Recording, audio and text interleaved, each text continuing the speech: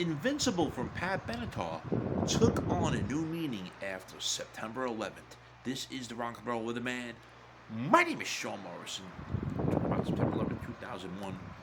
If anybody remembers the song from Invincible, the song from Pat Benatar called Invincible being a top 10 single for her, which was the theme song from the movie The Legend of Billie Jean, and it was also the lead single from her album Seven the Hard Way.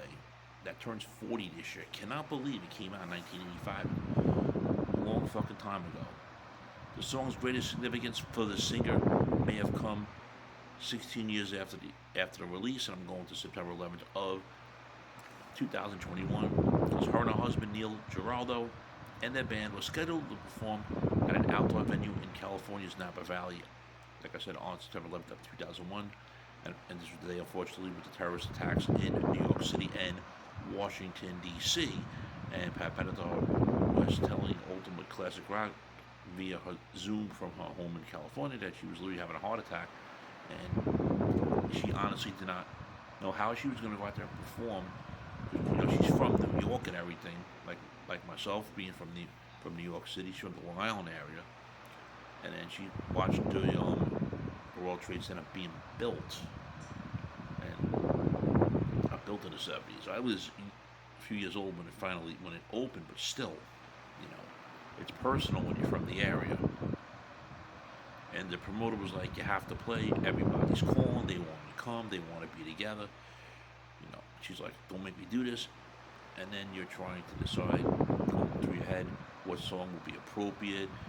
She told the crowd before we started that they may have to stop because if we start a song and it feels creepy and weird, she didn't want to finish it, and that's all understood. And she chose to start the night with American the Beautiful, then roared into the rendition of Invincible that was more charged than usual. It was not, she recalls, she always sang it of empowerment, but this took on a whole other life that night. And they went berserk. Everyone was sobbing. They had sheets that said "God Bless America" on them, and it was such a moment because as she was just shaken from the emotions of being afraid she couldn't do it. And it was like the lights went on, the words were new. It was the first time she ever sang it. It wasn't the course, but it such had an impact on the crowd and her and the band. And then the experience also gave birth to her song "Christmas in America," which she wrote in her 2000 memoir, Between a Heart and a Rock Place. And it was inspired when one member asked, "How are we going to have Christmas? How will anyone feel like celebrating?" And she shouted back, "Oh, we're going to have Christmas." Everybody, I'll be honest with you, everybody definitely did have Christmas or did their best to and everything, you know. Couldn't let, you know, you did your best to you did your best to move forward from the tragedy and all that, and live without fear, if you know what I'm saying. And then, like she said, they were going to do their best. They picked themselves up, moved forward. They're going to have Christmas. She went to the hotel room that night and recorded for release time for the holiday. Friends, if you're not subscribed to the Sean Morrison YouTube channel, please do so. Everyone else has to subscribe. We thank you all very much for the continued love, honor, and support. It's really appreciated.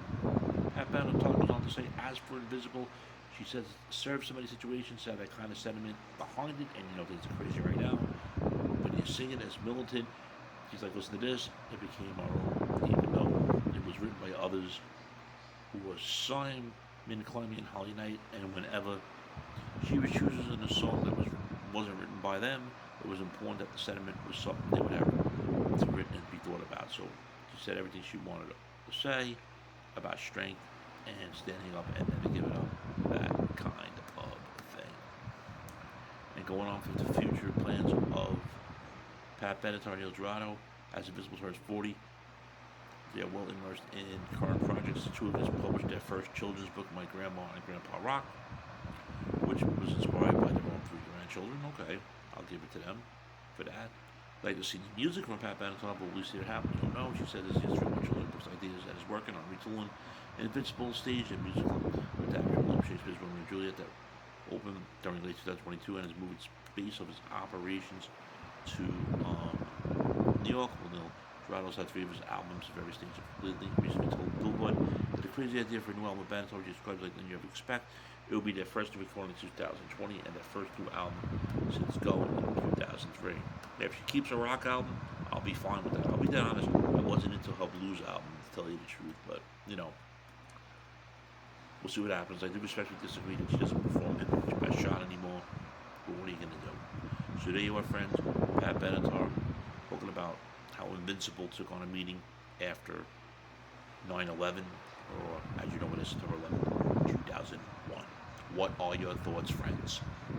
Shame, shame, shame.